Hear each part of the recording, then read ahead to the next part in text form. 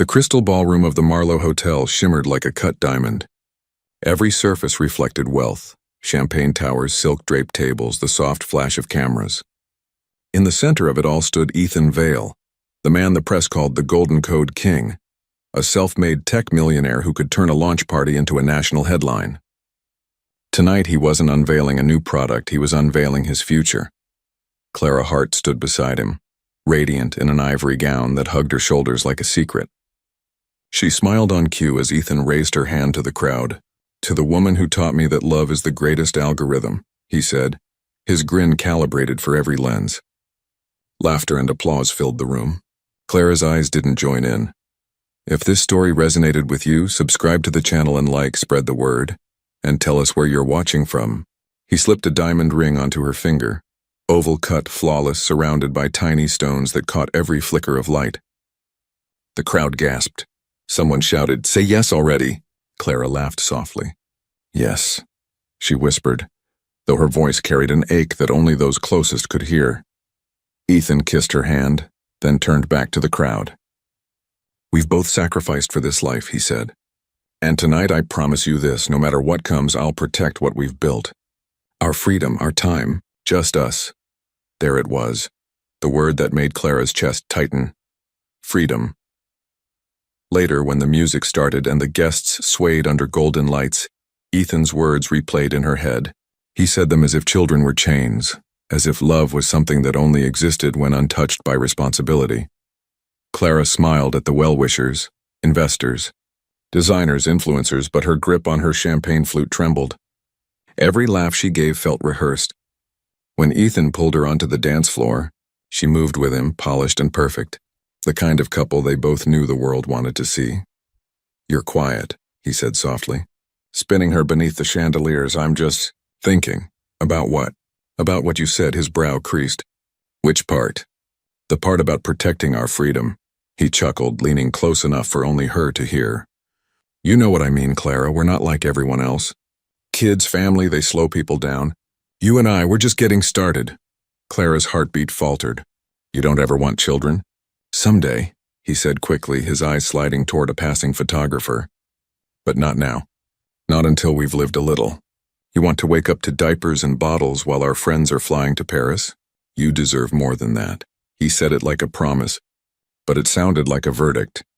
She smiled weakly as the photographer captured their perfect posture, his confident arm around her waist, her eyes glistening just enough to look like tears of joy. Later that night, while Ethan held court at the bar, Clara slipped away to the balcony. The city stretched out below, lights pulsing like a mechanical heartbeat. She touched the new ring on her finger, heavy and cold. From here, the crowd's laughter sounded distant, unreal. Her reflection in the glass showed a woman everyone envied, but beneath that glow, she saw the same fear that had lived quietly inside her for 2 years, the secret she thought she'd buried when she walked away from him before. She'd told herself that when she saw him again, when he finally said he loved her enough to make it forever, she would tell him the truth, about the little girl who shared his smile, about the nights she had whispered his name to a child who didn't know her father. But tonight, under the glittering sky, the words froze in her throat. Ethan was already building his next empire, and she knew what he destroyed to stay free. Behind her, the doors opened and his voice called out, "There you are. The press is looking for us." Clara turned, her smile perfectly rehearsed once more. "Of course, Ethan." As she walked back inside, the city lights caught the diamond on her hand, and for an instant it flashed like a warning signal she refused to see. She would tell him soon. Just not tonight. The penthouse was silent except for the faint hum of the city below.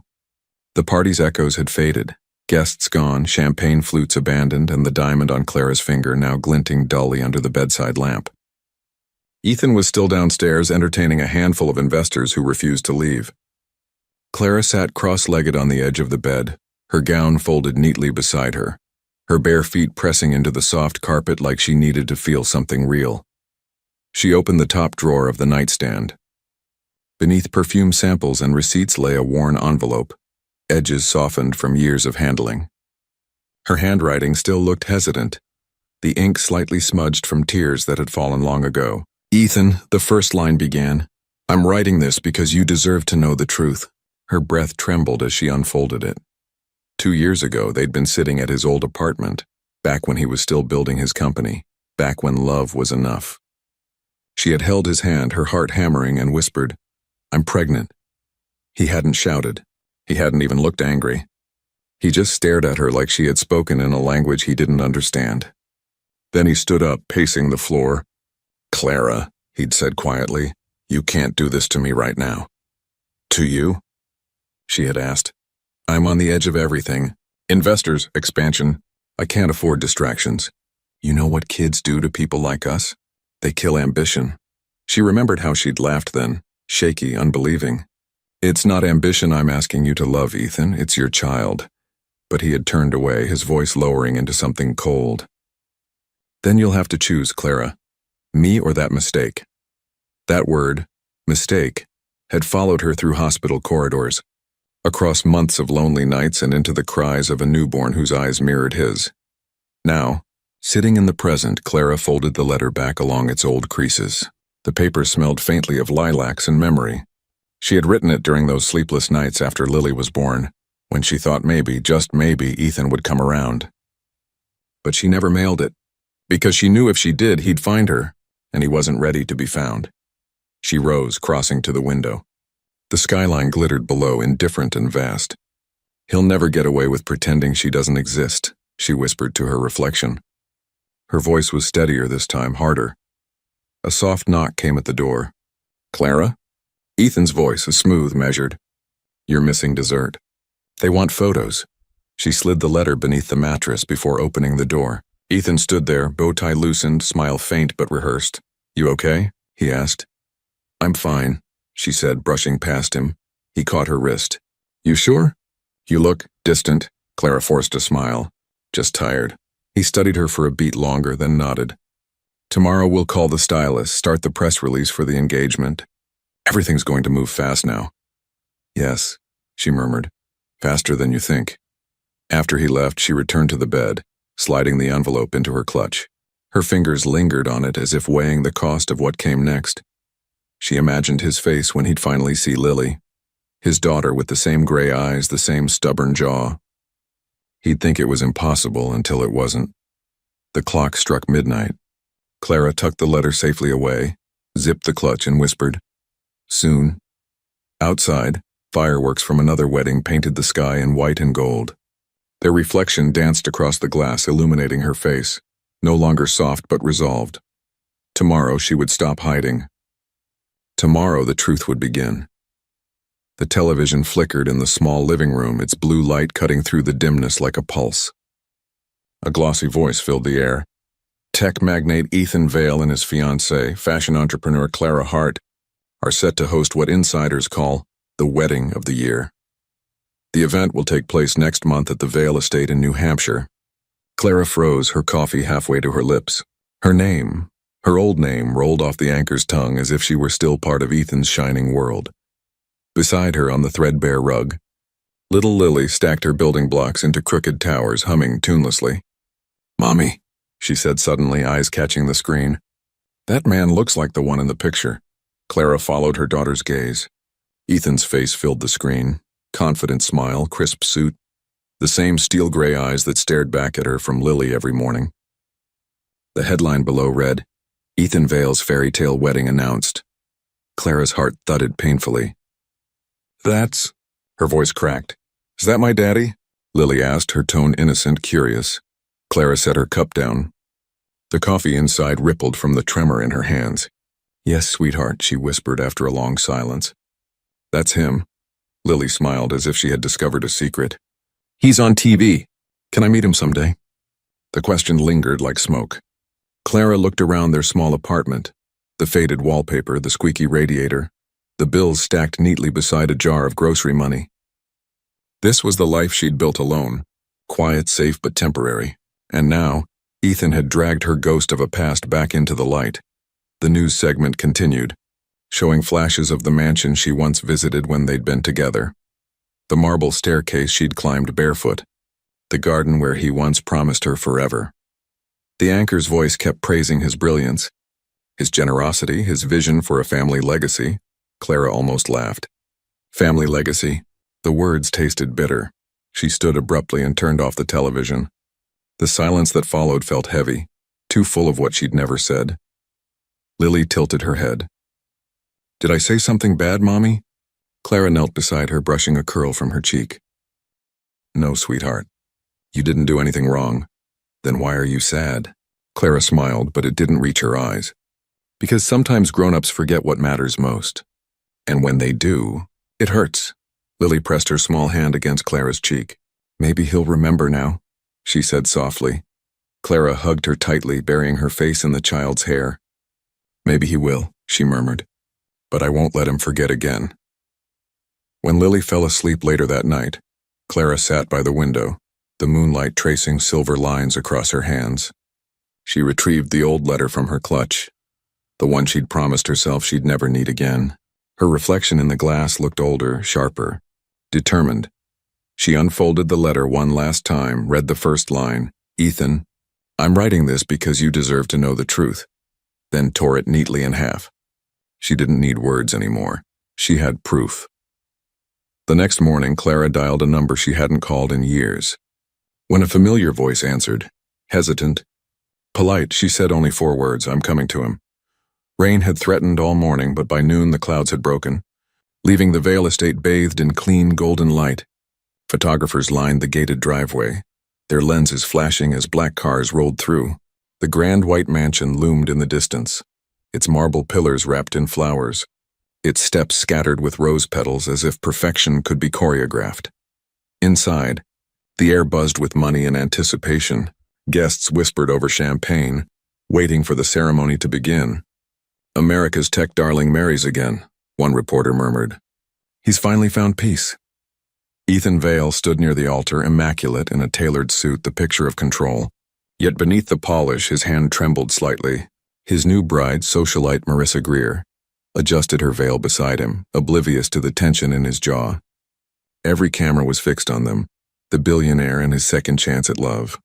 Outside, a cab pulled up to the far end of the driveway. The driver leaned out. "You sure about this, lady? Looks like a private event." Clara handed him the fare with a calm smile. "I'm sure." She stepped out, the wind catching her hair as she reached back for Lily's hand. The little girl wore a white dress just like hers. Simple cotton instead of silk, but pure and luminous under the sun. Lily held a small stuffed bunny in her other hand, its ear tucked between her fingers for courage. "Mommy, is this where Daddy lives?" she whispered. Clara nodded. "It used to be." They walked past the security guards before anyone could stop them, their calmness disarming. The guards hesitated. Her composure, the child's innocence, it all felt deliberate, inevitable. One guard reached for his earpiece. "Sir, we might have a situation." But before he could finish, the music began inside. The ceremony had started. The guests rose as the bride made her slow procession down the aisle. Every camera captured her radiant smile. Every eye followed her lace train gliding across the floor.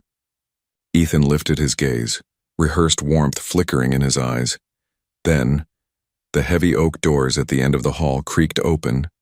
At first, no one moved. The string quartet faltered mid-note. The bride's father turned, irritated. Then he froze. Clara stood in the doorway, one hand holding her daughter's. Her white dress shimmered faintly under the chandeliers, not extravagant, but hauntingly elegant. Lily's smaller version made her look like a reflection, 2 halves of one truth finally stepping into the same room. Gasps rippled through the crowd. Cameras shifted. Ethan's breath caught in his throat. His face drained of color. Clara's voice carried clearly across the marble floor. "Don't stop on my account." Marissa blinked, confused, then glanced at Ethan. Who is she?" Ethan couldn't speak. His jaw tightened as murmurs rose like waves. Someone in the front row whispered, "She looks just like him." The bride's father, Senator Greer, stepped forward, his expression hardening. "This is a private ceremony, ma'am. You need to leave." Clara's gaze didn't waver. "You should ask your future son-in-law who I am before you throw me out." Lily squeezed her mother's hand, her small voice trembling but steady. "Mommy, is that him?" Every camera turned toward the child. Ethan's composure shattered. "Clara, this isn't the time." Clara's eyes glistened. 2 years, Ethan, you had time. You just didn't have the courage," gasps erupted. A flashbulb popped. Reporters whispered names into microphones, already broadcasting the chaos live. Marissa took a step back, confusion giving way to dread. "Ethan, what is she talking about?" Before he could answer, Lily stepped forward, clutching her bunny. "Hi," she said softly, looking up at him. "You look just like me." The entire room fell silent. Ethan's lips parted, but no sound came out. His eyes darted from Clara to Lily, two faces that mirrored his own. Clara straightened, her voice calm, deliberate. "We didn't come to ruin your wedding, Ethan. We came to remind you of the one thing you can't buy back." The bride's father pointed to security, his voice sharp. "Get them out now!" But before the guards could move, the first camera flash exploded. The image, Ethan frozen, Clara and Lily in white, was already immortalized. Outside, thunder rumbled again. The sky darkened as if nature itself recoiled from the lie unraveling inside. And as Clara turned to shield her daughter from the commotion, she whispered under her breath, "It's only the beginning." For a suspended moment, no one moved. The air inside the grand hall turned heavy. The scent of roses and candle wax replaced by the electric tension of disbelief. Every camera had turned toward Clara and the child at her side. Lily stood still, her white dress brushing the polished floor, her big gray eyes, Ethan's eyes, fixed on the man before her. "Do you remember me?" she asked, her small voice cutting through the silence like a bell. Ethan blinked hard, jaw tight. "I don't know who you are," he said, his tone trembling beneath the weight of 100 witnesses. Lily tilted her head. "But Mommy said you used to hold me when I was tiny." A murmur swept through the crowd. The photographers surged forward, flashes igniting like lightning. "Mr. Vale, who is this woman?" shouted a reporter. "Is this your child?" Ethan raised a hand, his composure cracking. "This is some kind of setup," he said, forcing a laugh that sounded foreign in his own throat. "I've never seen them before in my life." Clara stepped forward, her voice calm but cutting. "Then maybe this will help you remember." She reached into her clutch and unfolded a paper, creased but immaculate. "This is Lily Vale's birth certificate. Father, Ethan Alexander Vale." Gasps rippled through the hall. The reporters closed in like sharks scenting blood. Ethan's father, Arthur Vale, seated in the front row, leaned forward, confusion etched across his aging face. "Ethan," he rasped, "what is she saying?" Ethan ignored him. "You forged that," he hissed, turning to Clara. "You're desperate for attention." "You always were." Clara didn't flinch. "Attention?" She pulled another sheet from her bag, a faded photograph. In it, Ethan sat on a couch, shirt unbuttoned, cradling a newborn with the same gray eyes staring up at him. "You signed her birth papers yourself, Ethan. I never asked for your money, just your honesty." The crowd erupted in whispers. Marissa, the bride, took a slow step backward. Her father's hand gripped her arm tightly. "Ethan," the senator barked, "is this true?" "I said I don't know them." Ethan snapped, voice breaking. Sweat glistened on his forehead as the cameras captured every flicker of guilt. Lily, still clutching her stuffed bunny, whispered, "Mommy, why is Daddy mad?" The words hit harder than any accusation. Even the press fell silent, Arthur Vale's face drained of color. "Ethan, she looks just like you." "I said it's a lie," Ethan shouted, slamming his fist against the altar. The echo cracked through the hall. Marissa tore off her veil, tears blurring her mascara. "You told me I was your future," she said, voice trembling. "You said you never wanted children." Ethan turned to her, desperate. "Marissa, please, she's trying to destroy me. You can't believe this." But Marissa was already walking away, her heels clattering against the marble. The senator followed, shouting orders to his aides. Reporters trailed behind them like a storm. In the chaos, Arthur Vale tried to stand, one hand gripping his cane. "Ethan," he gasped, "you swore after your mother died you'd never hide anything from me again." "Dad, please, just sit down." Arthur's face twisted in pain. He stumbled forward, clutching his chest. "Dad!" Ethan lunged toward him as guests screamed. The old man collapsed beside the aisle, his breathing shallow, eyes wide with disbelief. Someone called for a medic. The music, long stopped, seemed to echo in memory. A hollow, broken refrain. Clara knelt by Lily, shielding her from the chaos. Her voice was low but firm. "Don't look, sweetheart. It's all right." Ethan's gaze flicked from his father's limp form to Clara, then to Lily, who peeked out from behind her mother's shoulder.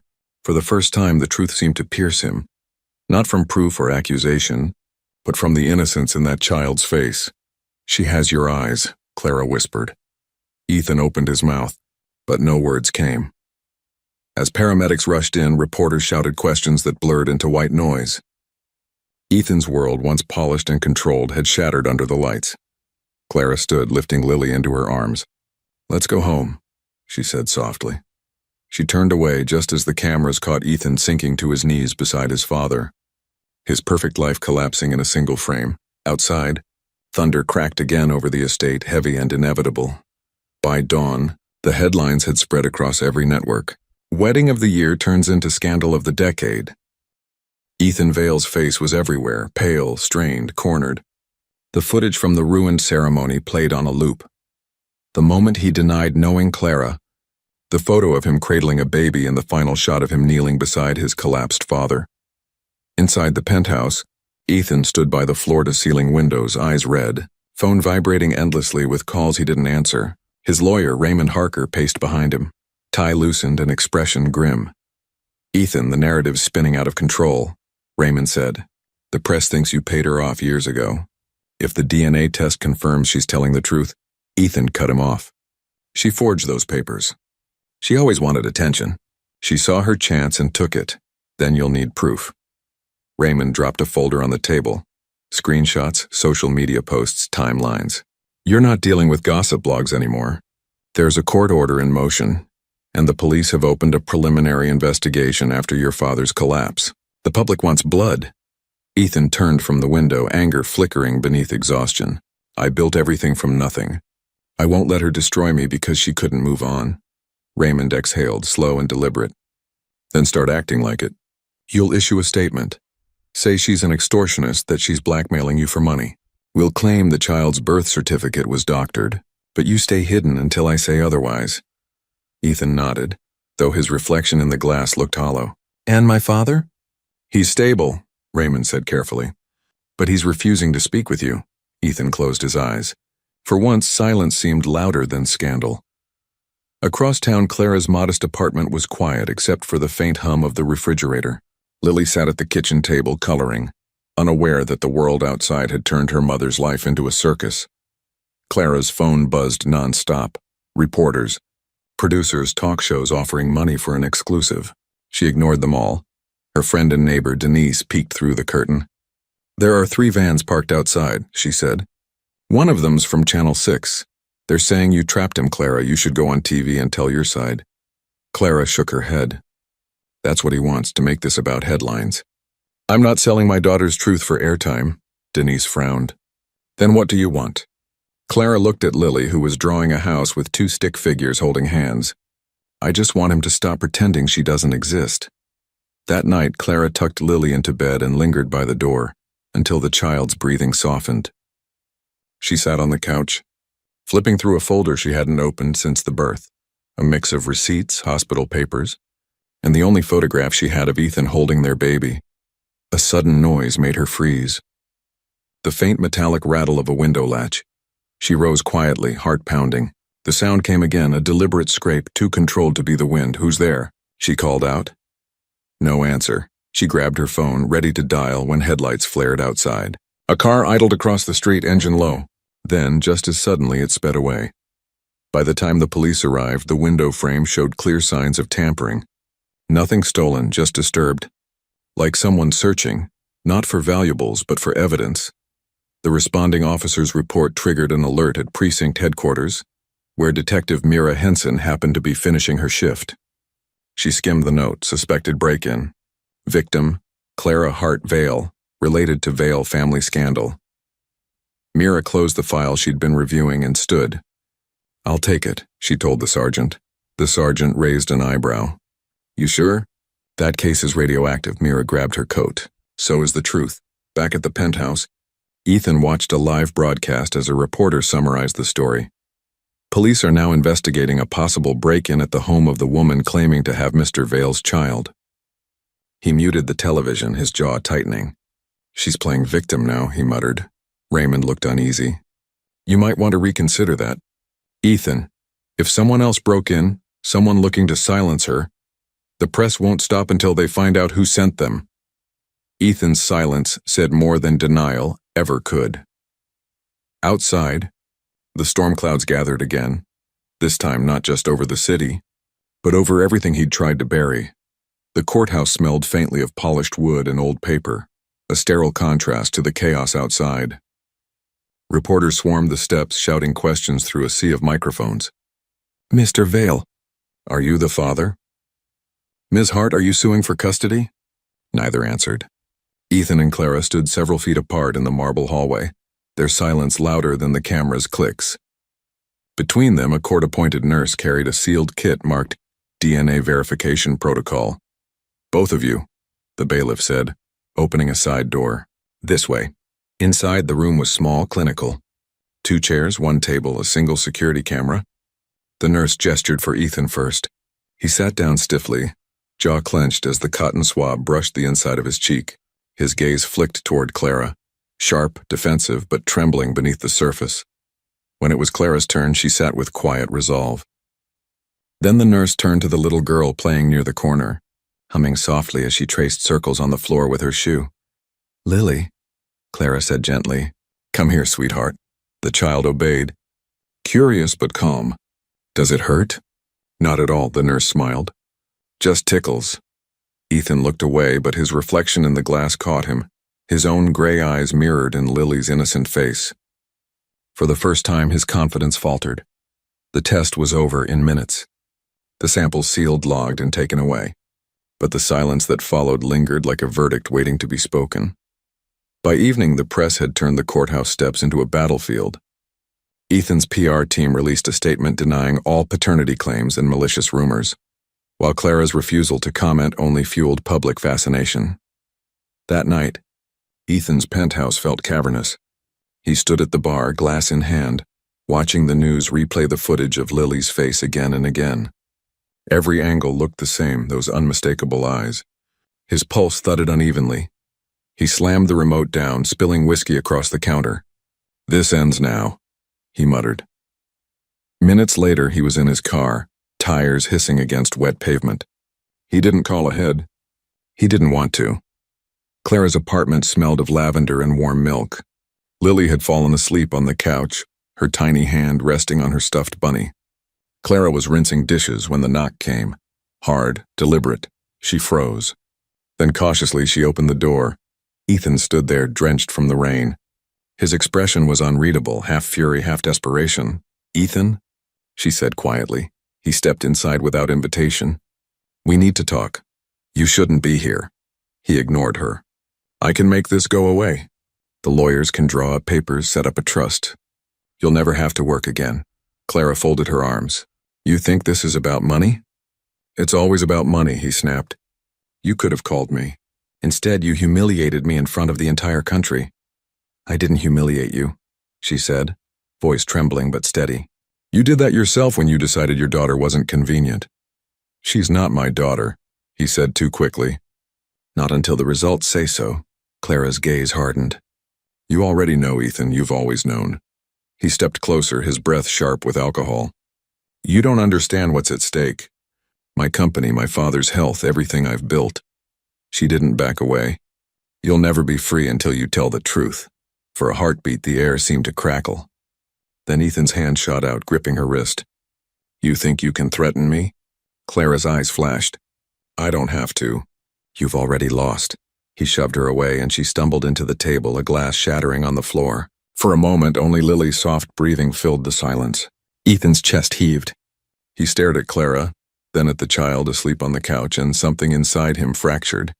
He turned, storming out into the rain without another word. Clara leaned against the wall, shaking. On the nearby dresser, the baby monitor's small red light blinked steadily. The entire confrontation recorded in perfect clarity. She exhaled, whispering to herself, "Now they'll know who he really is." Outside, thunder rolled, long and low as the storm deepened over the city. Detective Mira Henson watched the rain streak down the precinct windows, tracing lines across the city skyline like a map of secrets. On her desk lay a folder marked Vale Investigation, Confidential. She'd been at it for hours, cross-referencing legal documents, tracing payments, and connecting dots that someone had gone to great lengths to erase. She clicked play on the latest evidence, the distorted audio from the baby monitor. Ethan's voice filled the room, sharp, angry, unmistakable. "You think you can threaten me?" Then a crash, followed by Clara's trembling voice. "You've already lost." Mira paused the recording, tapping her pen. "That's assault if it's authenticated," she murmured to herself. "And desperation if it's not." Her phone buzzed. It was Sergeant Lane from Records. "You were right," he said. "There's a paper trail, sealed settlements going back 8 years. All women connected to Ethan Vale.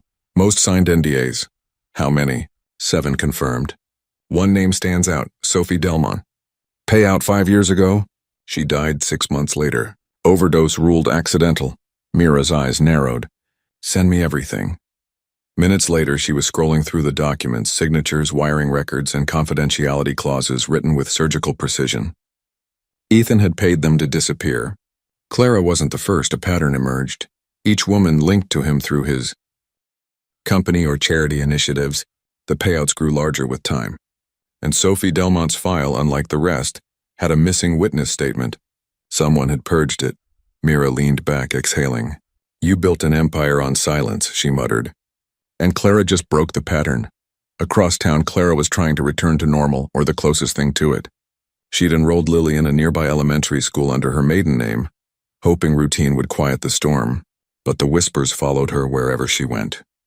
Parents stared, teachers hesitated. She'd gone from private anonymity to front-page scandal overnight. That afternoon, she waited outside the school gate, watching children spill out in clusters. Her eyes scanned every little head until her chest tightened. Lily wasn't among them. Her pulse quickened. She checked the sidewalk, the parking lot, the playground. "Lily," she called, her voice rising. "Lily!" No answer. A teacher hurried over. She was here a few minutes ago. Maybe she went to the restroom? Clara's throat closed. No, she wouldn't leave without telling me. The minutes dragged into 10. Panic clawed its way up her spine. She was about to call the police when a small figure appeared at the end of the street. Lily, walking calmly, holding a manila envelope against her chest. Clara ran to her, kneeling down. "Where were you?" "You scared me." Lily blinked, unbothered. "A nice lady gave me this," she said, handing over the envelope. "She said it was for you." Clara froze. "What lady?" "I don't know. She said Daddy wanted you to have it." Clara's hand shook as she opened the envelope. Inside were 3 folded sheets of paper, typed, signed at the bottom in Ethan's unmistakable scrawl. The heading read, "Statement of Acknowledgement." Her breath hitched as she read the first line. "I, Ethan Alexander Vale, hereby confess that the enclosed settlements were not for business disputes, but for personal misconduct." The pages detailed everything: names, dates, payment amounts, even instructions for covering up the incidents.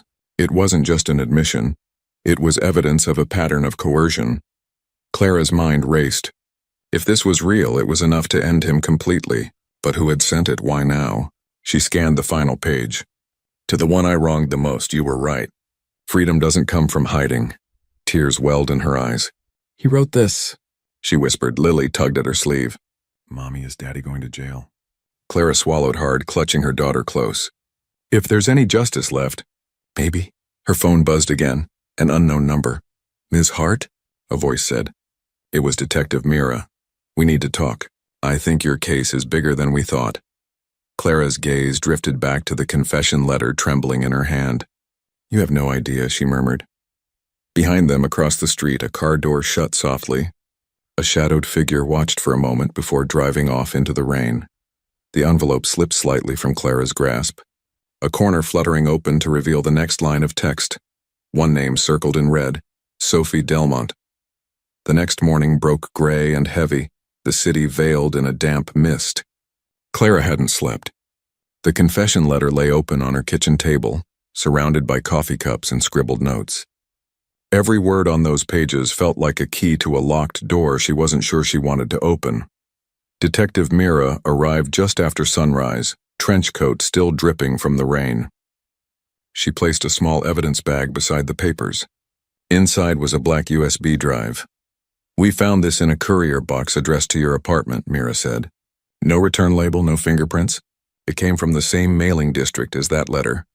Clara frowned. What's on it? That's what we're about to find out. Mira pulled her laptop closer, inserting the drive. The screen flickered before a single audio file appeared, time-stamped 2 years earlier. She clicked play. A voice filled the room, smooth, confident, unmistakable. Ethan Vale, Ethan. We can't let this leak, you understand? If it gets out, the board will bury me. PR manager. She's already gone, right? You paid her. Ethan. I paid to erase the problem. No paper trail, no witnesses.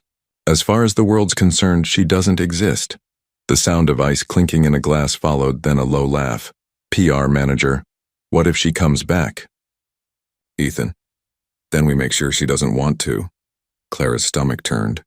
Mira froze the playback, her jaw tightening. This isn't just a cover-up, it's intent, she said quietly. You realize what this means? Clara nodded, tears burning her eyes. It means he'll finally face what he's done. Mira transferred the file onto a secure drive. I'm taking this to the state attorney. But be careful, Clara. When men like Ethan Vale start losing control, they stop playing by rules. By afternoon, the story had exploded. The recording surfaced online, leaked by an anonymous source. Within hours, hashtags with Ethan's name dominated every platform. News anchors dissected every second of the audio. We can't let this leak. Paid to erase the problem. Those 6 words became the gravestone of Ethan's empire. Board members issued public apologies. Investors withdrew. Stock prices collapsed in real time, tick by tick. The same magazines that once called him visionary of the decade now labeled him monster in a suit. Outside his penthouse, reporters gathered in the hundreds. The streets below were a storm of flashing lights and shouted questions. Inside, Ethan watched it unfold on his television, his reflection staring back from the black glass between segments. His lawyer's calls went unanswered. His father's hospital room refused his visits. He poured a drink but didn't touch it. The sound of sirens outside grew closer, climbing up the building like a countdown. He muttered to himself. It wasn't supposed to go this far, but it had. The walls that once held his trophies now felt like a cell. The framed photos, award ceremonies, handshakes, smiling headlines mocked him in silence. He slammed the glass against the wall, shards raining down like judgment. Then, without hesitation, he grabbed his jacket and the duffel bag he'd packed earlier. From the corner of the room, his phone buzzed again. A text from Raymond, his lawyer. Police have a warrant. Don't do anything stupid. They're coming for you. Ethan looked around one last time. The empire he'd built on charm and lies was gone, burned down by his own voice. He slipped out through the service elevator, unnoticed amid the chaos. By the time the police reached the penthouse, the place was empty. The balcony doors wide open to the rain. On the table near the shattered glass, one item remained, a framed photo of Ethan holding a newborn, the edges water-damaged, the truth no longer hidden. As the city lights blurred outside, the man who once owned everything disappeared into the storm. The courthouse smelled faintly of disinfectant and rain. Outside, gray clouds pressed low over the city, as if the sky itself were waiting for judgment. Inside, reporters filled the hallways whispering about the man who had once been untouchable. Ethan Vale, the fallen millionaire, now reduced to a defendant in handcuffs. Clara sat in the second row of the courtroom, her hands folded tightly in her lap. Beside her, Lily swung her legs nervously, dressed in the same white dress she'd worn that unforgettable day at the wedding. Clara wore hers too, a quiet echo of the past, this time not in defiance but in closure. She could feel the eyes of the crowd behind her, sympathy from some, curiosity from others. But she kept her gaze forward. This wasn't about vengeance. It was about truth finally breathing in open air. The bailiff's voice cut through the murmurs. All rise for the Honorable Judge Whitmore. Everyone stood. Ethan was led in moments later, flanked by 2 officers. The courtroom hushed. He looked smaller now, thinner, pale. His once perfect posture collapsed into something human. His tailored suits had been replaced by a plain gray uniform, his hands trembling as he was seated. When his eyes found Clara, he froze. For a heartbeat, neither of them moved. Lily's fingers slipped into her mother's. "Mommy," she whispered. "Is that Daddy?" Clara nodded faintly. "Yes, sweetheart." The judge adjusted her glasses and began reading the charges. Fraud, coercion, obstruction of justice, interference with federal investigation. Each word fell like a hammer. Ethan didn't argue. He didn't even look up. When the prosecution played the confession tape again, the one that had burned his empire to ash, he shut his eyes. His voice filled the room, proud and cold from the past. I paid to erase the problem. Now it sounded like a man condemning himself. Clara felt Lily flinch at the sound. She wrapped her arm around her daughter, whispering, "It's almost over." After an hour of testimony and paperwork, the courtroom grew still once more. The judge's voice softened slightly. "Mr. Vale, you once stood as a symbol of success. Today you stand as a reminder that truth cannot be bought. This court sentences you to 12 years in state custody, with parole eligibility after 9. Gasps rippled through the crowd. Ethan looked up then, just once, his eyes finding Clara again. For the first time there was no defense left in them. No mask, only regret. He opened his mouth, but no sound came. The guards motioned for him to stand. As they led him away, his gaze flicked toward Lily. She met his eyes with innocent curiosity, unaware of the storm that had defined their lives. Clara exhaled shakily, her hands trembling around her daughter's. The gavel struck. Court adjourned. As people began to file out, Clara remained seated, watching the empty space where Ethan had stood. "Mommy," Lily said softly, tugging at her sleeve. "Why are you crying?" Clara smiled through the tears. "Because it's done, sweetheart," Lily frowned. "Did we win?" Clara brushed a strand of hair from her face, her voice barely above a whisper. "No, love. We didn't win. We just told the truth." She glanced toward the door where Ethan had disappeared and whispered to herself. She just wanted her father to know her name. Outside, as they stepped into the drizzle, the courthouse dome shimmered faintly in the gray light. Clara held Lily's hand tighter, walking forward through the rain, toward the beginning of a quieter life neither of them had ever known. The world had begun to forget Ethan Vale. His name still lingered in old news clips and archived interviews, but the scandal that once consumed the headlines had faded into static. What replaced it was quieter, something real. Clara stood outside a small brick building with a modest sign that read, "The Lily Foundation, Support for Single Mothers." Inside, the hum of conversation filled the air. Women sharing stories, children laughing, the smell of coffee and crayons mixing in the warmth of morning. It wasn't grand or glamorous, but it was hers. A place born from pain, now built on purpose. She watched as Lily handed out cookies to the other children, her laughter bright and unguarded. Clara smiled softly. There were no more cameras, no courtrooms, no whispers, just life, ordinary and unbroken. Later that evening, after the last volunteers had left, Clara locked up the center and returned home. The apartment was the same one she'd once cried in, though now it felt lighter. A few photos hung on the wall, her and Lily at the park, the ribbon-cutting ceremony of the foundation, and a framed drawing Lily had made. Mommy and me under the sun.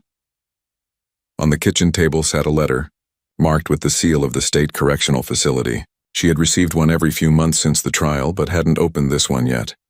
She hesitated, then tore the envelope carefully. Inside, the familiar handwriting filled the page.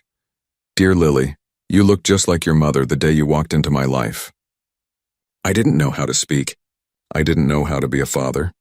I thought I could control everything, even love. But I was wrong. The world I built was made of glass, and you were the first crack that let the light in." Clara's hands trembled slightly as she turned the page. "Your mother once told me I'd never be free until I told the truth. She was right. Prison isn't freedom, but it's the first honest place I've ever lived. If you ever wonder whether I loved you, the answer is yes. Too late, but yes. Take care of her for me. She's stronger than I ever was. Your father." Ethan. Clara folded the letter slowly, pressing it against her chest. The ache in her heart was no longer sharp. It was something gentler, almost merciful. If this story resonated with you, subscribe to the channel and spread the word. And tell us where you're watching from. She walked to the window where the first colors of dawn brushed the horizon. The city below stirred awake, cars humming, birds calling, light spilling over rooftops like forgiveness. Lily stirred from her sleep, padding softly into the room. "Mommy?" she mumbled, rubbing her eyes. "Are you okay?" Clara turned, smiling. I am now, sweetheart. She placed the letter into a small box labeled Truths We Keep and set it beside a stack of Lily's drawings. Then she lifted her daughter into her arms, facing the window together. The sun broke fully over the skyline, golden and clean. For the first time in years, Clara felt weightless. Not victorious, not bitter, just free.